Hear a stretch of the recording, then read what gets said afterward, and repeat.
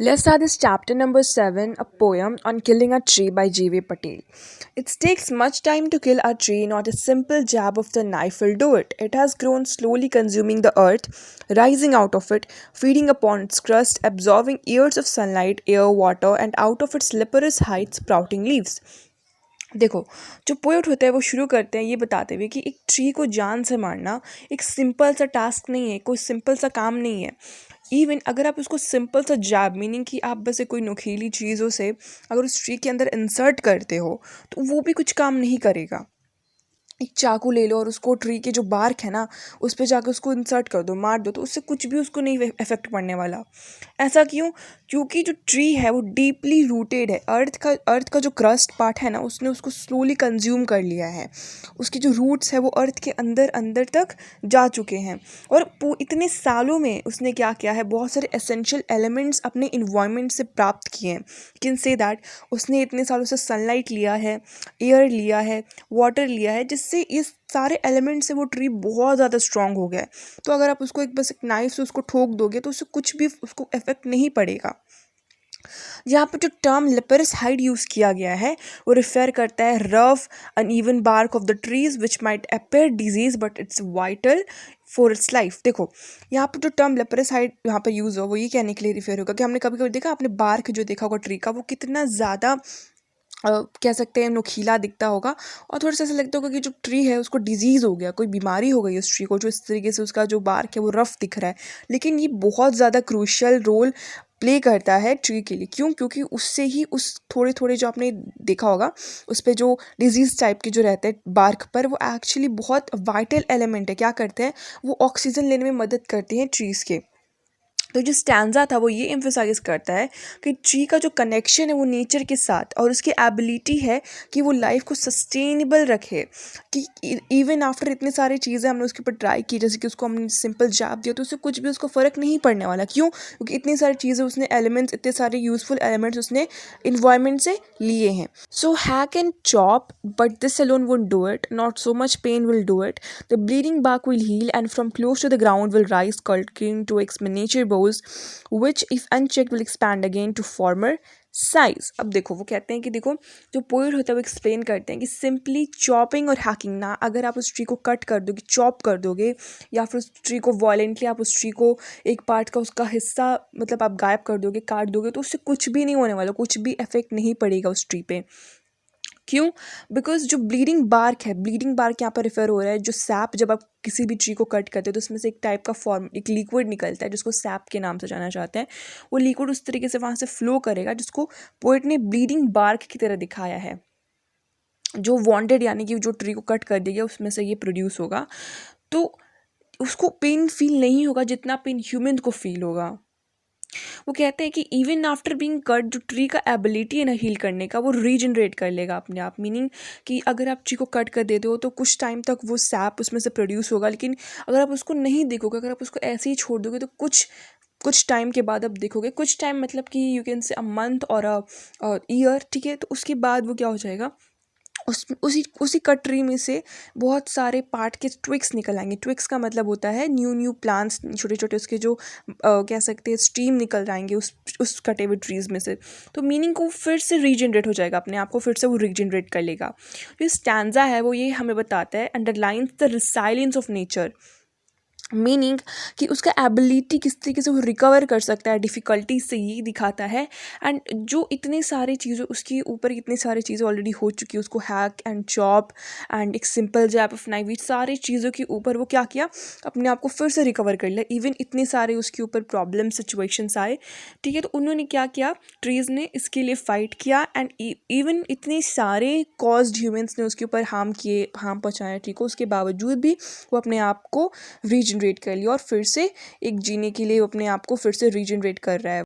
No, the root is to be pulled out of the anchoring earth. It is to be roped tight and pulled out, snapped out, or pulled out entirely out from the earth cave, and the strength of the tree exposed, the source wide and wet, the most sensitive hidden for years inside the earth. तो यहाँ पर जो poet होता है वो कहते हैं कि अगर आप एक ट्री को कम्प्लीटली डिस्ट्रॉय करना चाहते हो, फिर want to kill a tree completely, तो आपको करना पड़ेगा उसके रूट्स को बाहर निकालना पड़ेगा अर्थ से।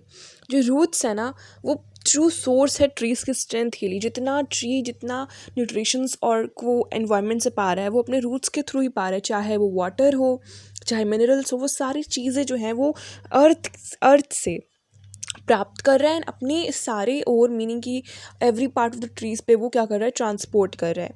और ये deeply anchored in earth and hidden from site, meaning कि अर्थ के नीचे ना हम लोग नहीं देख सकते। जो रूट्स है वो अर्थ के कितनी नीचे जा चुके हैं। वो जो रूट्स है वो अर्थ को सपोर्ट करते हैं। जो रूट्स होते हैं वो वाटर प्रोवाइड करते हैं उस ट्री को, मिनरल्स प्रोवाइड करते हैं। वो कहाँ से, रूट के थ्रू ही प्रोवाइड करते हैं। और जो एंकरिंग अर्थ यहाँ पे दिखाया गया है वो एक्चुअली एंकरिंग अर्थ ये दिखाया गया कि जो उसके रूट्स है वो अर्थ के अंदर इंसर्ट है। उस अर्थ के अंदर से बहुत सारे मिनरल्स वो क्या कर रहे हैं, प्राप्त कर रहे हैं। और वही मीनिंग कि वही रूट्स जो है वो क्या कर रहे हैं, एक वे में से अर्थ के अंदर है तो वो अर्थ जो रूट्स है उसको स्टेबलाइज कर रहे हैं। उस ट्री को अपराइट यानी कि सीधे तरीके से कौन रखा हुआ है, वो रूट ही रखा हुआ है जो अर्थ के अंदर इंसर्ट किया हुआ है, जो अर्थ के अंदर है वो रूट्स। तो इस तरीके से जो रूट्स है वो अर्थ को पूरी तरीके से वो जकड़ चुके हैं। तो इतनी सालों से वो उसमें से सब कुछ ले रहे हैं, मिनरल्स ले रहे हैं, वाटर्स ले रहे हैं। तो इसी वजह से वो ट्री जो है इतनी स्ट्रेंथ है उस ट्री के पास। It is to be roped, tied and pulled out. Poet होता है वो ट्री को डिस्क्राइब करते हैं कि अगर आप उस चाहते हो ट्री को मारने के लिए तो आप क्या करो, उसको क्या करो, रोप्ड और टाइट करो, मीनिंग एक रस्सी लो, उसको उससे टाइट कर दो, बांध दो एंड उसको खींचो, उसके जो रूट्स है वो अर्थ से बाहर आ जाए। क्या करो, आप उसको थोड़ा सा ही क्यों नहीं निकालो, या आप उसको पूरा इंटायरली उसके रूट सिस्टम को निकाल लो। Out from the earth cave, meaning earth cave refers होता है कि जो रूट्स होते हैं वो ट्रीज़ के जो रूट्स किस तरीके से अर्थ के अंदर जाते ही इंसर्ट होते ही जा रहे हैं, अंदर वो जाते जाते सब ग्रो करते रहते हैं। तो कितनी सारी गुफाएं वो रूट्स होते हैं वो क्रिएट करते जाते हैं। जब आप निकालोगे तो जो रूट्स का जो स्ट्रक्चर रहेगा ना, उसके अंदर नीचे जो अर्थ है उसके अंदर आपको दिख जाएगा कि रूट्स कितने डीपली गए हैं। तो अगर एक बार वो जो रूट्स होंगे वो एक्सपोज हो जाएंगे, जिसमें आपको वाइट एंड वेट तरीके के रूट्स में आपको सब्सटेंसेस दिखेंगे। जो रूट्स है वो बहुत सेंसिटिव पार्ट है ट्री का, क्योंकि रूट से ही जो ट्री होता है वो सारे मिनरल्स को एब्जॉर्व करता है। एंड पोएट होते हैं वो डिस्क्राइब करते हैं कि रूट्स एक सेंसिटिव और एक लाइफ गिविंग पार्ट होता है ट्री का। और अगर एक बार रूट्स बाहर आ जाए या एक्सपोज हो जाए तो वो ट्री जो है उसका जो कनेक्शन है लाइफ से वो क्या हो जाएगा, ख़त्म हो जाएगा। Now, let's say the last stanza. Then the matter of scorching and choking in sun and air, browning, hardening, twisting, withering, and then it is done. देखो यहाँ पे जो पोएट होते हैं वो कहते हैं कि जब क्या होगा, जब रूट्स जो होंगे पुल्ड आउट हो जाएंगे, मीनिंग रूट्स को जब बाहर निकाल लिया जाएगा तो जो ट्री है वो क्या हो जाएगा, वो मरना शुरू कर जाएगा। बिकॉज जो सन है और जो एयर है उसको क्या करेगा, ड्राई कर देगा उसके रूट्स को, वो बहुत हार्ड कर देगा उसको, बहुत ब्रिटल कर देगा, बहुत हार्ड कर देगा उसको। एंड वो जो ट्री धीरे धीरे वो लाइफलेस में कन्वर्ट हो जाएगा। और यही फाइनल स्टेज होता है डिस्ट्रक्शन का, जहाँ पे जो ट्री है वो नो लॉन्गर रिकवर नहीं कर पाएगा एंड वो कम्प्लीटली डेड हो जाएगा। तो ओवरऑल जो इस पोएम का पूरा थीम था वो ये था कि ये एक्सप्लेन करता है कि अगर आप ट्री को थोड़ा सा भी कट कर दोगे तो वो कुछ भी नहीं करने वाला, ट्री को कुछ भी वो हार्म नहीं करेगा, कुछ भी इफेक्ट नहीं पड़ेगा, बिकॉज वो हील कर जाएगा एंड वापस से वो रिकवर कर जाएगा। अगर कोई इंसान जो है अगर उस ट्री के जो रूट्स है उसको क्या करे, एक्सपोज कर दे, बाहर निकाल दे, तो डिस्कनेक्ट कर देगा किससे, लाइफ सोर्सेज से, जहाँ से वो मिनरल्स लेता था। तो वो चीज़ से अगर ह्यूमंस जो है उसको निकाल देंगे तो उससे क्या हो जाएगा, वो धीरे धीरे वो ट्री सूख जाएगा, सन और एयर्स की वजह से वो डिस्ट्रॉय हो जाएगा, वो मारा जाएगा। तो ये जो पोएम है ये हाईलाइट करता है कि कितनी जो इम्पैक्ट होता है ना, हार्मफुल इम्पैक्ट जो होता है ह्यूमंस के एक्शंस के, वो किस तरीके से इन्वायरमेंट को अफेक्ट करता है। हम लोग क्या करते हैं, हम लोग ट्रीज़ को काट देते हैं, ठीक है, उसके बाद उससे बहुत सारी अलग अलग चीज़ें बनाते हैं, बट वो एक्चुअली हमारे लिए ही हार्मफुल है। अगर हम उसको ट्रीज़ को ज़्यादा क्वांटिटी में कट करेंगे तो फ्यूचर में हमें ही दिक्कत होने वाली है। तो किस तरीके से जो ह्यूमंस के एक्शंस है वो किस तरीके से इन्वायरमेंट पे इफेक्ट कर रहे हैं, ये जो पोएम है वो हाईलाइट करता है और हमें इंकरेज करता है कि हम क्या करें, नेचर को रिस्पेक्ट दे और प्रोटेक्ट करें instead of cutting it, instead of destroying the nature. तो सिंपल टर्म्स में जो पोएम होता है हमें बताता है नेचर की जो स्ट्रेंथ है वो कैसी है और हमें वार्न करता है कि हम क्या करें, ट्रीज़ को ना कट करें। यहाँ पर हमारा जो चैप्टर नंबर 7 का जो पोएम होता है on killing a tree by Gieve Patel, यहाँ पर हमारा चैप्टर खत्म होता है। And don't forget to subscribe my channel for more such videos and that's all for today. Have a nice day.